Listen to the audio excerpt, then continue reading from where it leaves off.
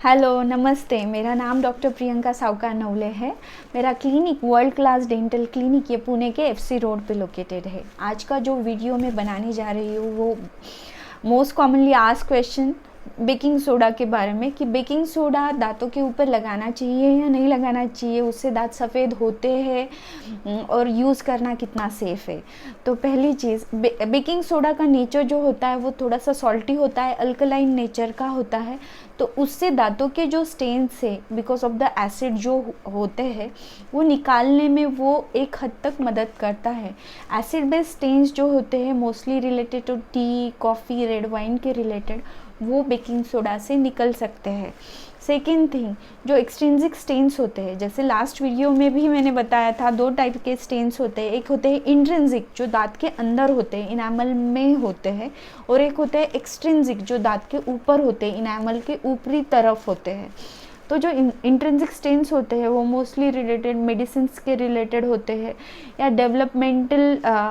ये होता है कि जैसे बच्चा पेट में है तभी मम्मा ने कुछ टेट्रासाइक्लिन वगैरह ऐसे ड्रग्स ले लिया तो बच्चे के दांतों में स्टेनिंग होने के चांसेस होते हैं, तो उसके रिलेटेड होते हैं। कभी कभी ट्रॉमा हो जाता है उसकी वजह से दांतों के बीच में ब्लड वेसल्स रप्चर होके वो दांत थोड़ा सा ब्राउनिश हो जाता है या पिंकिश हो जाता है। तो ये सारे स्टेन्स इंट्रिंसिक स्टेन्स होते हैं। तो ये स्टेन्स के ऊपर बेकिंग सोडा काम नहीं करता, ये एक्सट्रिंसिक स्टेन्स के ऊपर काम करता है, जिससे कि एसिडिक स्टेन्स होते हैं वो निकालने में ये एक हद तक मदद करता है। उसके बाद स्मोकिंग रिलेटेड या प्लाक या कैलकुलस रिलेटेड जो स्टेन्स होते हैं वो कुछ हद तक बेकिंग सोडा से निकल सकते हैं because of its abrasive nature. Abrasive यानी ये थोड़ा सा रफ होता है, तो उसकी वजह से जो दांतों की ऊपरी तरफ जो स्टेन्स जमा हो जाते हैं वो एब्रेसिव नेचर से उसके निकल जाते हैं। पर ये सेफ़ कितना है, तो लॉन्ग टर्म यूज़ इसका इतना रिकमेंडेड नहीं है, दो चीज़ों की वजह से। सिंस इट इज़ एब्रेसिव, अगर ये स्टेन्स को निकाल रहा है तो there are very good chances enamel को भी थोड़ा वेयर ऑफ कर दे। इनामल अगर वेयर ऑफ हो जाता है तो दांतों को थोड़ा सा सेंसिटिविटी फील होने लगता है, ठंडा या गर्म को थोड़ी सेंसिटिविटी आने लगती है, तो उसकी वजह से लॉन्ग टर्म यूज़ इसका रिकमेंडेड नहीं है। सेकेंड, इसमें फ्लोराइड नहीं है।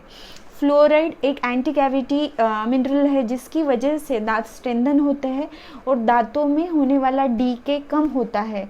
तो उसकी वजह से अगर बेकिंग सोडा में फ्लोराइड नहीं है तो उसका इतना ज़्यादा लॉन्ग टर्म यूज़ कुछ फ़ायदे का नहीं है। तो ये दो चीज़ों की वजह से एब्रेसिव नेचर इनेमल को वेयर ऑफ कर सकता है और उसमें फ्लोराइड भी नहीं है। तो ये सब था बेकिंग सोडा के बारे में कि वो वाइटन करता है क्या दांतों को और लॉन्ग टर्म उसका यूज़ करना कितना फ़ायदेमंद है। तो मेरा चैनल लाइक कीजिए, सब्सक्राइब कीजिए। Bye bye, take care.